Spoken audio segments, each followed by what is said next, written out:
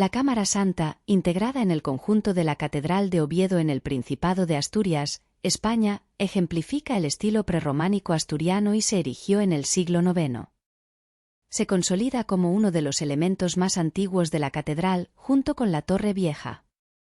Desde sus inicios hasta hoy, su propósito principal ha sido resguardar las reliquias y tesoros de la catedral, para cuya protección se erigió la mencionada torre.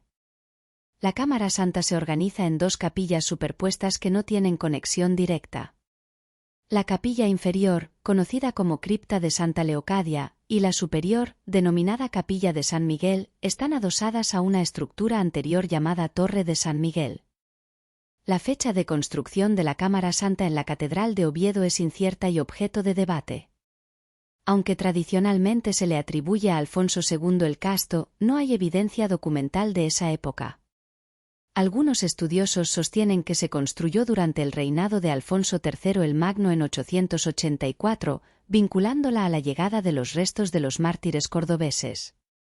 La cuestión sigue sin resolverse, a la espera de futuros hallazgos y excavaciones. En la nave de la Cámara Santa resalta una destacada colección de esculturas románicas, reconocidas como obras maestras del período. Se trata de 6 parejas de estatuas que forman un apostolado, distribuidas en las 4 esquinas y a lo largo de los muros, a una distancia intermedia de estas esquinas.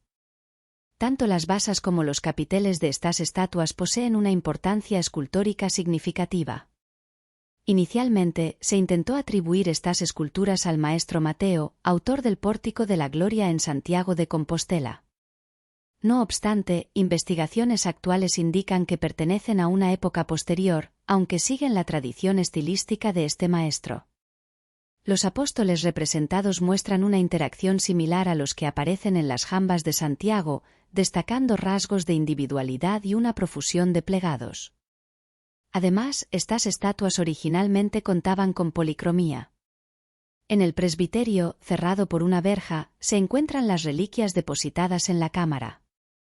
Entre estas reliquias destacan el Arca Santa, el Santo Sudario, la Cruz de la Victoria, la Cruz de los Ángeles y el Arca de las Ágatas. Otros objetos conservados incluyen el Cristo de Nicodemo, siglo XII, un díptico de estilo románico del mismo período, así como marfiles bizantinos, románicos y góticos, y el Libro de los Testamentos, una obra importante del siglo XII.